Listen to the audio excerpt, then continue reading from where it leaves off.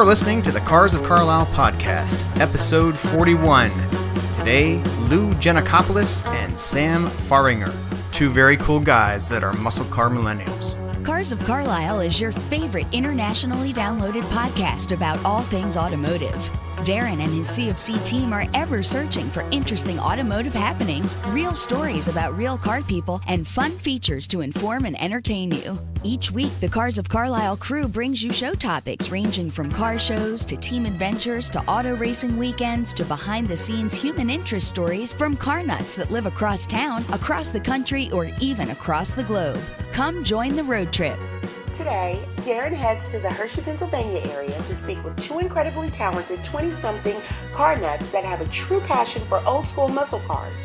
Similar to your CFC host, these guys have been attending the Carlisle Events car shows since childhood. You're about to meet Lou Gianacopoulos and Sam Fahringer and hear about the incredible 1970 Charger barn find, a 1970 Buick GS Stage 2 clone, and an all-business 73 Nova. Lou and Sam are already planning their 2019 autocross racing season. Buckle your 5-point harnesses and let's get revved up! Hello and welcome back, Cubers, to your favorite informative automotive podcast. I am your host, Darren. Thank you for joining us today. You may have noticed a new voice in the opening, and that is new friend to Cars of Carlisle and local Harrisburg radio personality, Amy Warner. She has been so gracious to work with us, and that has been in place since episode 38. And a big, huge thank you to Amy. So appreciative of your awesome talents. So thank you very much. As always, love meeting new people. You're going to get to meet Lou and Sam. Hung out with them Wednesday night and made fast friends with them. Can't wait to check them out this coming spring as they get into the autocross scene. Amazing mechanics and have a real vision for what they're doing to their vehicles. So without further ado, let's jump to Hershey, Pennsylvania and talk to them. Hello, Cubers. This is Darren. I am coming to you from just about 5 minutes from Hershey, Pennsylvania and Hershey Park. And I am hanging out with two new friends of mine. We have Louis Gianacopoulos and Sam Fahringer. They've been very gracious to allow me to hang out with them tonight. We're down in their 3-bay garage, and I want them to tell you a little bit about what they've been doing here, working on Buick and the Nova. And they're going to get into the autocross scene. And first of all, guys, welcome. In fact, Louis, you just want to do a quick introduction and tell us a little about yourself? Sure. So my name's Louis, obviously, as Darren said. 24, soon to be 25 years old, and playing around with cars most of my life. Grandfather opened an auto repair shop in 1953. My dad took over in the 80s, and since then we've been going to car shows together, doing a couple restorations, and now really fell in love with the Buick A-body platform, similar to a Chevelle. Have a Grand National as well, and him and myself and now Sam, we work on stuff together, have fun, and build some fun cars, or so we think. We'll see. So, yeah. Sam, go ahead. My name's Sam. I'm 28 years old. Got into cars really because my grandfather and my dad, both diehard Chevy guys, although it's kind of changed over the years. Pap just bought a Model T, and you get older, you start to lose your allegiances. Was that out of nostalgia, or why did he buy the T? I think so. He always wanted one, and then my dad actually just bought a 24 Chevy as well, which that presented some interesting problems as well. I was going to say, there's some unique mechanicals going on there. Yeah, that's right. They don't have VINs. It was before they made them. And you pretty much have to do a lot of your fabrication for parts. So. Yep, and there's... For those old Chevys, there's one guy that my dad knows of in the country who does carburetor gaskets, hand makes them.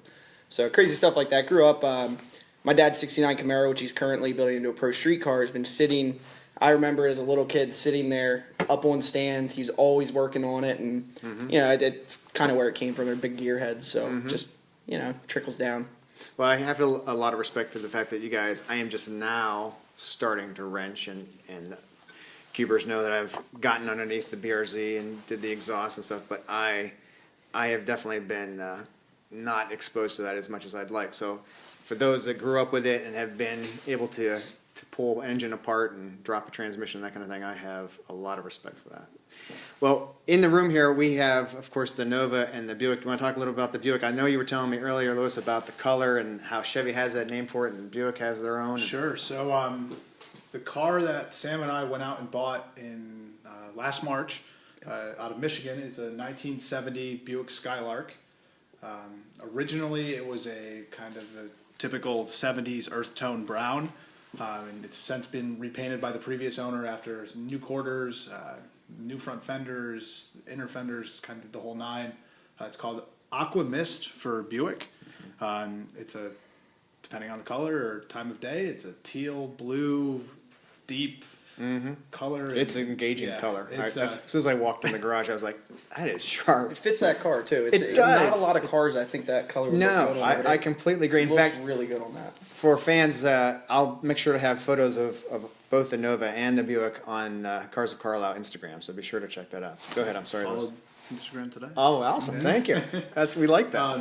So I was telling Darren back in probably 2010, when I really fell in love with the GS cars and was building one of my own, a factory restoration, found out about the pro touring scene and ultimately wanted to build my own pro touring car. And there's a couple Buicks I modeled it after, but as it kind of got going and him and I were talking about the Carlisle swap meet and something I've been going to for a long time, I found an old set of Edelbrock finned aluminum valve covers that are hanging up on my wall currently, and that was April of 16. Figured out, hey, it's time to finally build this thing. So trying to do a modern-based pro touring car with an ode to the Day 2 aftermarket of the mid-70s and kind of blend both worlds, fuel injection but still naturally aspirated big block, big bare brake kit, ride tech suspension front and rear, but also paying an homage to Buick's Day 2 racing program, the Stage 2 program, and that was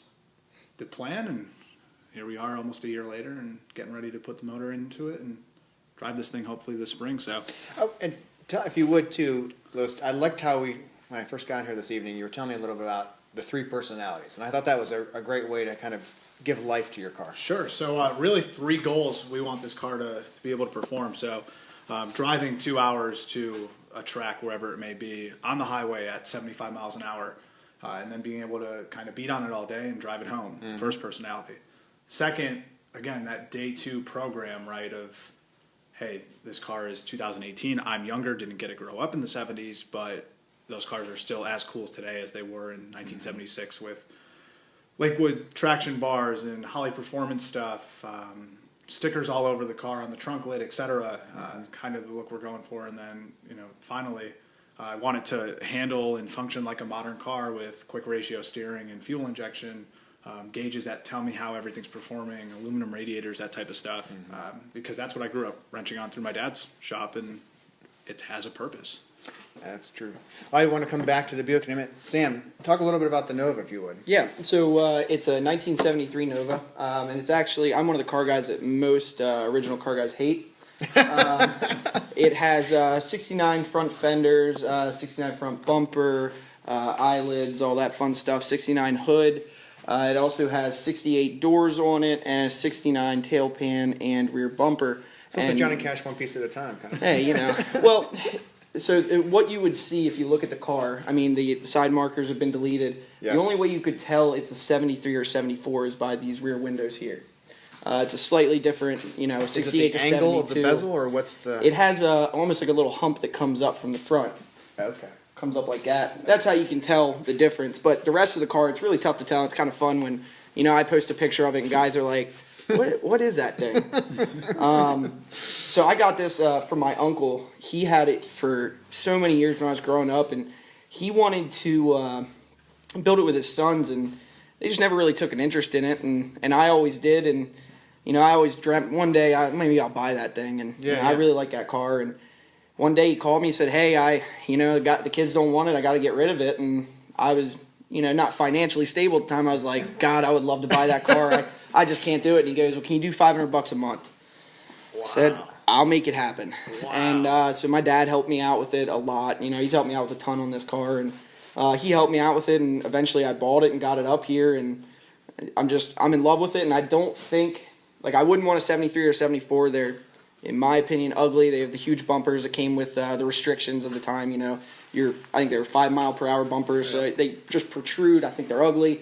But I almost don't know if I'd want any other car than this one because it's different, and because I have a family history with it, and I've always seen it growing up, and sure, it's a little unique, and I catch some flack from guys about it, but I like it, and it's my car. So and that's Lewis and I were talking about that too. I mean, with all of us, everyone listening, everyone that's a car person, can't please everybody. But your vehicle is your baby. It's your passion, and it's what you love. And that's all that matters. I told Darren about our event at Chrysler Carlisle when we rolled the Charger out for the first time, and people were telling us to spend like $70,000 to restore it. Yeah. Everybody's got an opinion. If it's not their I wish car, it was here so you could check it out. Yeah, we'll have to bring it back. Well, that's going to be a feature too. We'll have a sharp we'll car. have a sequel to that one because I definitely want to meet that car for sure. And you guys we're gonna get that in a minute here, but I know you guys are gonna try and get out to the track and start.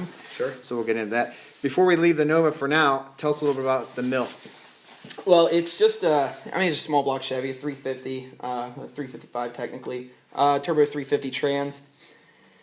I have no idea what I want to do. I've been oscillating between a 6.0 LQ4 or LQ9, building an LS engine that way, a turbo 5.3 LS. Me and him just talked the other week. I saw a good deal on a supercharger. I have a couple 4-bolt 400 block mains down at my dad's. Thought about building a supercharger, supercharged 400. Eventually, we'll have something bigger than that. I just don't know what it's going to be yet. It's healthy for now. It's healthy enough for now. It'll get me around and it'll drive. Some tranny issues right now, but there's always problems with these cars you got to fix. And eventually, though, I think I will be going LS, reliable power. The huge aftermarket. They're just joy to work on. So. What is your vision for what the paces will you be putting it through? This will also be a pro touring car. Oh, okay. Again, I'm very indecisive with this car. I can't even pick a color, or else it'll probably be painted by now. The body's perfect. I was gonna say it is in nice shape that way. I was on the phone with my dad on the way down here, and he's like, when are you gonna start sanding that thing so we can start painting it? And I was like, well, if I start sanding it, I need to know what color I'm gonna paint it. And I don't know that yet. You gotta have that. Yeah. But right now I'm looking at the CPP Classic Performance. So there. Classic Performance Parts. Yeah, Classic Performance Parts. They have a kit for the Novas, which is a really good deal. It comes with brakes all around. So that's probably the route I'll go, or I'll piece together Ride Tech and kind of like what Lou did with his car. Ride Tech, the bare brakes, all that fun stuff. His setup's a little out of my price range right now, so I might not quite go that big, but it's a smaller, lighter car, so I'll still be faster. Not that there's any competition here. Not No at all. bench racing at all. Not at all. We all like to work on our cars in phases, and that goes through iterations and what have you. And as budgets allow, you can do different things. Are there things that you want to be able to have done with both vehicles, say by the end of the 2019 racing year? Yeah. So we're getting to that point, right? Sam mentioned obviously expensive wheels, tires, suspension, brakes, etc. But I wanted just to do it once, so I knew 2-3 years down the road I wasn't going to be redoing what I already did. So this is pretty much how you'll see it. I'm going to black out the hood and get another one painted. Fortunately, we have a lot of Skylark parts, so that's helped out for sure. Want to do that, and then we'll get this stock-ish engine back in. It's just a low compression 455, not the hypo from the 1970-71 brand. This is a 74 cam. Headers, intake, pretty much it. Okay. And then hopefully, if everything goes well, at the end of this year, I'll contact a pretty prominent Buick 455 builder and do a Stage 2 head, the program we talked about, which made that special in the racing scene, specifically drag racing, was the big oval port heads where Buick historically was a round head from an exhaust port standpoint. So hopefully we'll get an aluminum headed 455 Buick in there, 500-600 horsepower, depending on what he tells me will be perfect for autocrossing, and then we'll do the interior the following and have some ideas there, but we'll see. Work in progress will never be done. Well, no, that's part of any car. That's part of our passion, is it not? I mean, that's what we do. Now, have either of you ever autocrossed before? No, so this is brand new then. Unless you call going around poles in a parking lot with cars that aren't not sanctioned. We'll put it that way. Non-sanctioned. Not sanctioned. Or really daring at that point. So, right. No, never been. Nice. Saw some videos and was like, if we don't do that, it's and then the look too. I mean, it's so gorgeous. Different. It is. Big tires, front and rear, lowered. It really is. The stance on, both cars have their own unique personality.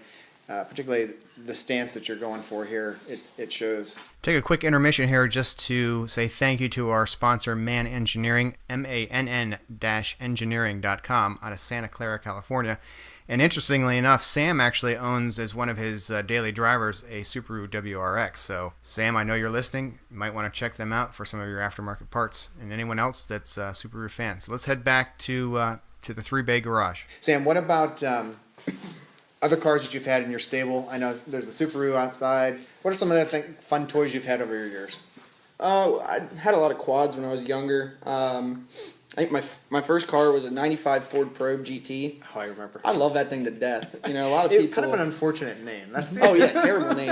Terrible name. Not a great design either. Right. But, you know, for a 16-year-old kid, right. it was fun. And, well, it was very cool for that. Yeah, and I put a Borla exhaust on it, put it on coilovers. It moved a little bit. It was a fun little car. But, you know, 16-year-old kid, it moved enough. Right. Right.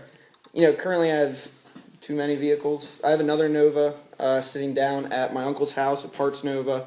I got a 79 Ford F-250 sitting out there that'll probably be going to. But the Subaru, I'll tell you, that's a lot of fun. That's a fun little car. Mm-hmm. It's a different kind of fun. Tell a little bit about it. I mean, I'm obviously a Subaru owner, so. It's an 05 WRX. I was looking to buy a truck like 2 months ago. And you still are, right? I still am, yeah. Well, I might go buy one Saturday. I don't know. Sure. So I was looking to buy a truck, and I was trying to stay under 20 grand, you know, just get something decent, and couldn't really find what I wanted in the price point. So I was sitting on a conference call one day at work, and I'm just sorting through cars, and Subaru comes up, and it's 2005. I'm 28, so I was 15 when that car came out, and it's right after the Bug Eyes, right? The Bug Eyes and that little split bumper or whatever they had, the 04s. I recall. So when I was 15, you know, I'm just about to get my first car. That car just came out. I was obsessed. I was like, I want that car so bad. I want that car. I'd love to get one. And, you know, just never did for practicality or money or whatever reason. And so I'm looking, and I'm like, well, I'm sitting on this car. I'm like, that's about 3 miles away. My lunch is coming up. I run out for lunch. So I drove out and hopped in it, took it for a ride, and I think I called him and I said, hey, we need to come back down to Camp Hill tonight. And he goes, why? I said, I bought a car. He goes, getting a truck? I said, no, I'm buying a WRX. He goes, all right. So what size bed on it? Yeah. So it was a complete whim, but I fell in love. I was like that. I wanted one so long, and it was at a price point where they still hold their value pretty well, but it was at a price point. The head gaskets and the timing had just been done, and it had 114,000 miles, and that's right where those kind of go. Everything else on it was good. I was like, how could you not? I got to do it. You know, it's the time, and so I went out and bought that, and I'm in love with it. I just love that little car. Now, have you had that through snow, mud, you name it? Well, you missed by about 3-4 days the track we had out there. We had some fun in that car. It's a little rally racing, or what we? Yeah, you know, it just I don't know if our landlord's listening, but yeah, it was tame. Unsanctioned, but unsanctioned. We'll call our racing that. Organized chaos. That's all right. That's all right. Sorry I missed that. Keep me in mind for the next one. Yeah, next time it snows, come on down. Oh my gosh, Lewis, how about your stable? You may have noticed a new voice in the opening. Actually, since I said actually. Yeah, that's amazing to me. Not all of them were mine. Fortunate legally, I did some estate sales that were a lot of fun. Actually, that's the first exposure I got to Novas. I'll give you a little story. The first car my dad and I fixed up together was a 1971 big Buick Electra, 2-door, really nice car. First exposure to any of that type of stuff. I was probably 7 or 8 when we started, 9 or 10 when we finished. Took that car to Ocean City, Maryland. Really had a lot of fun in it. I got eager when I was like 15 to start playing around with listings, eBay, Craigslist, all the good stuff. And I put it on a Buick forum, and it sold in like a month to an architect out of New York City. And I didn't really tell my dad until like a day or two before the guy wanted to come. Sold it, made, I think, money. I hope. I don't know. Right. But that kind of told you made money. I kind of got the bug going. We had a lot of projects laying around we'd never get to, so I sold a lot of them. Flipped a couple cars to Germany, the Netherlands. Yeah, 73 Buick Riviera went to the Netherlands that I put a motor in. And how did you have to handle all the shipping logistics? He did. Same with the guy from Germany. I actually bought sold the 68 Skylark. Yeah, it was cool. to a guy from Germany, and they came with a full. And my dad's auto repair shop's in a residential neighborhood. They came with a full tractor trailer, loaded it up, and guy emailed me like a month later, "Hey, I got the car. It's in great shape. Thanks." So I was like, "Oh, cool." That is so So interesting. Yeah. To answer your question, currently, I have the Skylark here. I have a 1970 Buick GS 455 that I bought when I was 15. It was my first car. 10-year restoration. Hopefully going to be done for its 10th anniversary this August. Nice. We'll see. My dad's doing a lot of work, so I'll probably have to give him the title. Yeah. I have an 87 Buick Grand National that we bought. I bought it in August of 2014, I believe. With That's a fun car. Oh my gosh, 37,000 miles on the clock at the time. It was totaled in 02 by a couple owners removed. I put a full frame on it with my dad. Got it back on the road, and a week or two later, we had to pull the frame. It was all factory 87 Grand National parts we used. I bought a parts car, ended up flipping that, making money with the part out, and drove it to Philly for its first time on a turnpike at 80 miles an hour, and the car was dead straight. That's my favorite car to drive. It's modern enough, right? Sure. And it's wicked fast. Sometimes. Sometimes. And then my 1970 Dodge Charger. So that's a factory 38,000 miles, 475. Yeah. 440 6-pack, 4-speed car. We bought it from our neighbor. Okay. Guy died. Can you tell the Cubers a little bit about Sure. Yeah, it's an interesting Sure. So story up there. I could send you a couple links too of Please. articles if they want to Yes. check it out. But essentially, Sam and I moved in here. How about you tell the first part of the story, how we got hooked up? and Yeah, I'll take over. so we had moved in here a few years ago, and I was cutting down a tree. We have a 8-acre property that we rent, and up towards the front I was cutting down a tree, and this is right next to this house, and looking all through the yard, it's just junk cars everywhere. Actually, the 79 F-250 came from up there as well. Okay. It's our plow truck, and it's where we got it. This was saying that, yeah. Most of it was all junk. You know, you look up there, you're looking at Ram Chargers, rusted out Ram Chargers, just nothing really worth anything, and a big pole barn back there, but never knew what was in it. So I cut this tree down, I cut it up, I was like, well, how the heck am I going to get back to the house to get everything down there? So I walked up, I saw a guy standing up there, I said, "Hey, can I borrow a wheelbarrow?" He goes, "Sure." So he walks me up to the pole barn, and I just get enough of a peek in to know there's cars in there. The good ones are inside. And I don't remember which car I saw. I don't know if it was the green Charger that was up there. I don't know what was sitting up front at the time, but or the 300 it might have been. Sure. But I remember looking and seeing this car, and I was like, "Lou, we need to get back up there at some point." And these neighbors, it took some time for them to trust us, you know, even to come up. And Sure. finally they let us in, and Lou, if you want to take over from there. Sure. So there was the guy who owned the property. It was it's his sister-in-law that now lives there, and we've become friends with her. She's great. Little difficult to understand. She's got a feisty personality. Okay. So the first time we met her, she kept saying she had a 6-pack car, and we're like, well, We didn't know if she knew what she was talking about either. Right. We moved in here in March. The owner of all that stuff passed away in May. I saw the ambulance leave. I was like, well, that's okay. And then things started to change on the property. June, July, August. Saw cars were moved. moving, people up there. So we went up there, I guess, the first week of September. She's kept saying she had 3 Chargers in the barn, and it's a pole barn. Charger, 68, 69, and 70, or 2 68s and a 70. Well, we get in there, and there's only one Charger, and it's an orange factory Go Mango, which is a lighter orange than the Dukes of Hazzard car, but a high impact color like the Sublime Green and the Plum Purple. 440 6-pack, 4-speed, super track pack, original paint. Dana rear. Dana 410 rear. Hello, barn find. Yeah, right. What you right. sent me that It's link. it's what you think is out there, but you never think will happen. It's that white elephant. Yeah. Right. And especially to like him or I, or Right. you know, we seek out cars. I mean, we went to Michigan for this. Yeah. And it's just sitting there, and I'm like, well, it's got, you know, aftermarket day 2 wheels. It's 400 feet from our house. Yeah, 400 feet from the house. It has headers. It's got. What a cool story. Oh, it was crazy. And Well, not the engine that was in it wasn't the 440 yeah, it was though. a We had to find that 426. in the That was basement. in the basement. Had water dripping into it. So we actually Woody's Speed Shop up in Camp Hill. There's a receipt. Place isn't around anymore. We went and checked out the address. They had a rebuild receipt with 32,000 miles on it, I believe, from 1974 for the 440. They put a 4-barrel intake on it. They did all this stuff for a full-on engine rebuild. And we took that thing apart, and if it didn't have a light scale of surface rust, it would have broke free. We probably could have ran it. But we rebuilt the whole thing. Long story short, that day I called my dad. I'm like, "Dad, I don't want this car, man. Like, we need this car." We bought it. We just buffed the paint. We have a nice McGuire's kit that did a phenomenal job. We bought that from Hershey for their swap meet. It has about just under 39,000 on it. We've been driving it. The first time I got on the road, I told you, was the day before, the weekend before Chrysler at Carlisle. Sam, myself, and my dad spent the whole week. He came down on a Friday and Saturday, and often came down on Sundays to help us work on it. Same thing with my Uncle Mike. And we got that thing back on the road. New trunk pan, new interior, rebuilt the 440, buffed the paint and drive it. It's rusty. It's not perfect, but it goes down the road safe and smooth and straight, and it's quick. Yeah, other than like a rip or two on the seat, the front the front driver's seat, everything interior is gorgeous. That's amazing. And shout out to Dana Smith. Can't forget he really Dana. helped us out. We had our issues with the engine builder, and I don't know if you want to talk on that anymore, but The heads were messed up.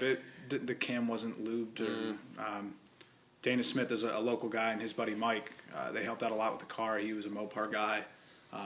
Had a Circle Track engine machine shop, Dana Smith Racing Engines. I don't believe he's currently taking on new business. I don't think he's taking on new business. He but he's will be still working soon.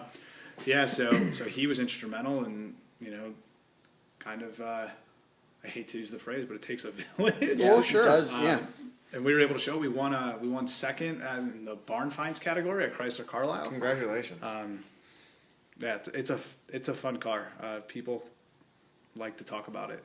It turns a lot of heads. Didn't we change the rear seal at Carlisle? Yeah. We leaked a lot of So the fluid. taillights were the only thing we couldn't really get working. Everything else was functional. Okay. So my dad followed me up in his car, and we get out, and there's gear oil all over it. It was horrible. So we did that at Carlisle. Sam and I had a leaky gas tank. We ripped the gas tank out here and didn't realize the finickiness with that. You know how the gas tank's at the top of the fender with that flip top? Well, it's a whole gas filler neck that runs through the trunk into the tank. Found that out Realized the you hard have Big to gooseneck kind of. lowly drop the tank. So it had what we thought were like a gallon of gas in it, 10 gallons in it. It ate up the concrete. I was going to say, that's good 60, 70 pounds right there. It was a mess. We tried to record all of it to put on YouTube. And Wow. Conveniently enough, the laptop died right at that moment. It knew.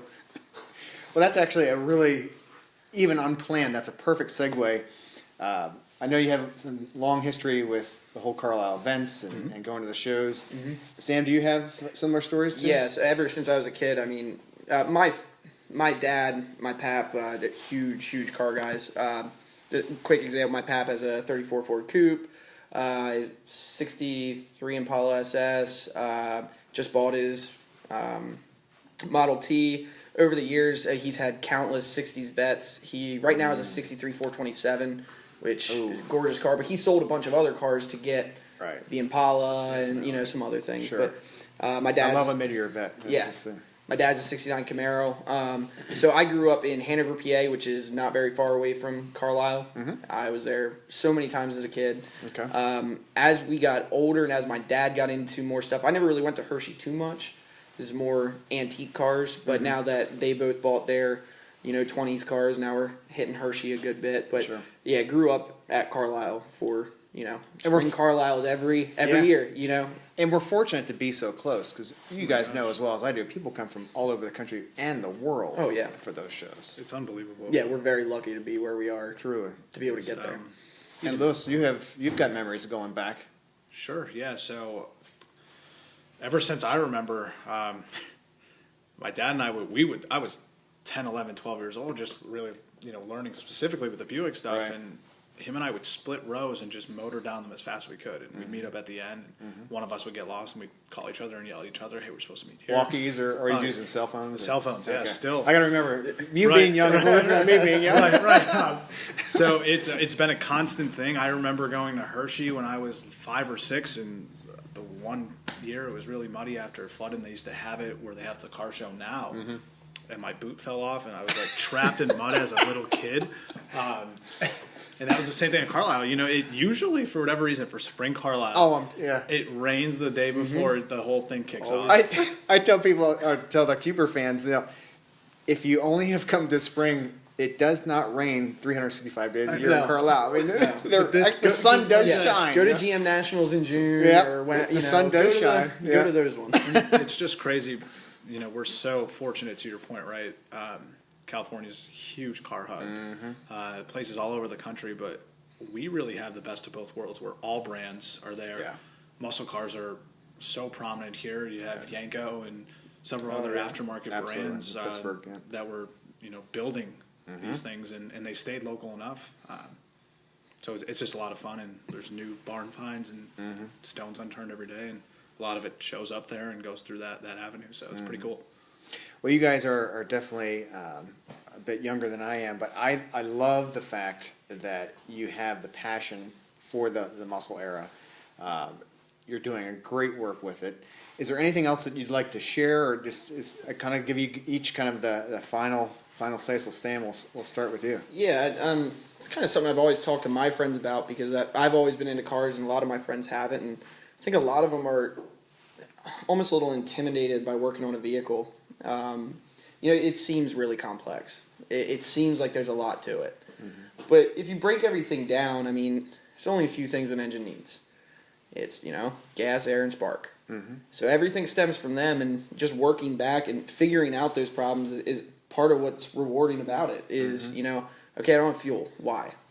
If you just knew the answer and went out, bought the part, threw it on, is there much reward in that? I mean, it's kind of finding that and, working alongside Lou, we might yell at each other here a little bit, or my dad's up here, I'm yelling, hey, what are you doing? Turn it the other way. Right. I say counterclockwise. Yeah, and, stuff like that, but, those are the memories we have, and, sure. We've lived here for 3 years, but most of my memories are in this garage of, us pulling an engine, or, pulling that engine out. I'm sure there's been an all-nighter or two.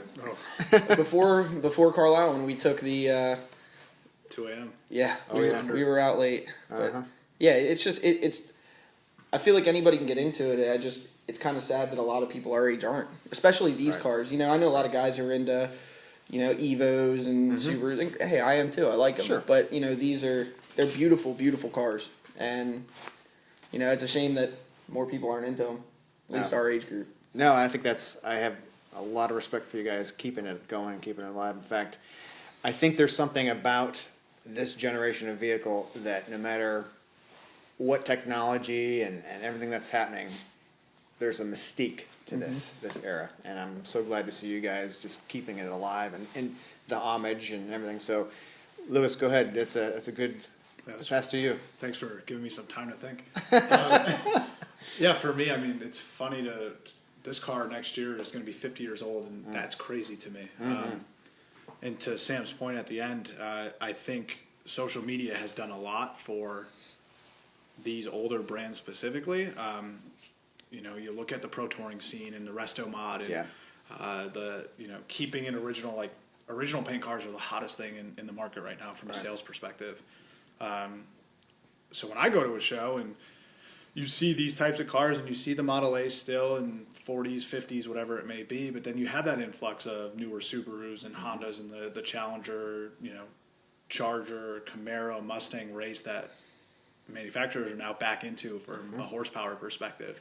I think it's cool, and I think social media gets a lot of flack for a lot of things, but the camaraderie, the community is definitely something that can't be ignored, and I see us almost as the next wave, and I think it's going to be a lot of fun going forward. Oh, I totally agree. In fact, the podcast itself wouldn't be possible without technology, and we talked about putting pictures of your vehicles on Instagram for Cars of Carlisle, but all of that, I know those that listen to the episodes week after week will hear me say this constantly, and I put it into the tagline, car community, car culture, but for me, it's the people, and the fact that a week ago, we didn't know each other, and now I'm hanging out with you guys in your garage on a Wednesday night. So it's the fact that car people find car people, the vehicles themselves bring people from all walks of life together, and there aren't too many things in the world that you can have people from every background drawn to a singular thing. Sure. Yeah, it's a lot of fun to be a part of, and has kept us out of enough trouble up to this point. Yep, sure. So we'll see how that goes forward. Backyard autocrossing, notwithstanding, but says who? Yeah, that's right. I don't know what you're talking about. So yeah, we're looking forward to it, and then this area is such a great hub for all things, whether it's swap meets or sales or autocrossing. Sure. Or even just driving down back alleys. See a lot of cool cars. Mm-hmm. Driving around PA, see all sorts of stuff. I see 2 different 70 Mustang fastbacks, a red one original paint and a blue one that's been day 2'd every morning on my way to work, pretty much. And during the winter, I mean, it snowed 6 inches last week. That dude, that white 68 Camaro that lives up there off Jonestown, driving around all the time. It's just wow. I love to cool see to it be drive around. And especially being this close to Hershey when we get the car show, man, that's fun. You sit up at the end of our driveway and just put a couple lawn chairs out there. Yep, you just watch them go by. You just That's right. Yeah, what's that? Studebaker coming over the hill? Awesome. Yeah, it's a lot of fun. It feels like it's 1975 again. Mm-hmm. I'm sure. And I've never been there, so I don't actually know if it feels like that. But that's all right. Well, guys, I can't thank you enough for being guests on Cars of Carlisle. Very much appreciate you guys opening up your garage to me. And this, in my mind, is just part 1. Sure. Once you get the cars on the track, March, April time frame, I'll be checking out your autocrossing, and we'll definitely have some audio of the big block and, of course, the 350, and we'll put some of that on the air too. So. Couple ride-alongs too, right? Oh, absolutely. I'm buying my new helmet. So I'll be strapping it in and let's do this. Let me know if you get a buy one, get one deal. Well, thanks for having us, man. We appreciate it. Thank you both. All right, guys. Well, before we put it in park, just a reminder to everyone, if you would, share this with those that are in the car community, friends, family, co-workers. Truly appreciate it when you subscribe on iTunes, rate and review, 5 stars if you feel that we're worth it. Definitely appreciate that. And again, thanks to our sponsor, Man Engineering. Can't wait for you to come back next week. This is so fun that we get to make new friends and grow the community. It's great to have both Sam and Lou as new cubers and fans to the show. I know that they're both subscribing and a big part of what we're doing, and we're going to be involved with their race season. So I'll say for now, drive well, be well, and take care.